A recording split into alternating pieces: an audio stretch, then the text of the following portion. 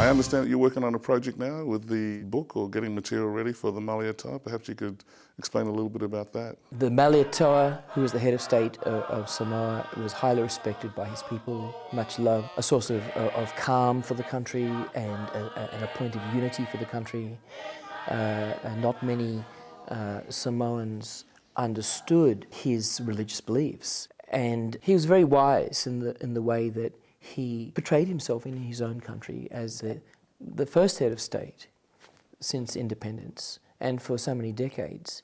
But I think now that he's passed, I think that the time has come for some historians to talk to those who knew him and to look at the written records and ensure that his life story is preserved. I think that conversation can be broadened when we think of leadership in the Pacific, whether that's leadership of the churches, leadership of the governments, leadership of industry and business and commerce, that often Pacific leadership is seen as being unstable and fragile and sometimes corrupt. And this is the media portrayal.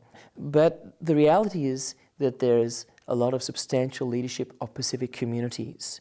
And the interesting fact is that a lot of that leadership is by women. And this will be shown not only in the history of the Baha'i communities, but it can be shown more broadly that throughout the Pacific, women are leading the way in their communities in ways that doesn't get studied, doesn't get depicted. And so when we do Baha'i history, we often find that we're writing the history of women as much as we're writing the history of men. And that's the case in New Zealand as well.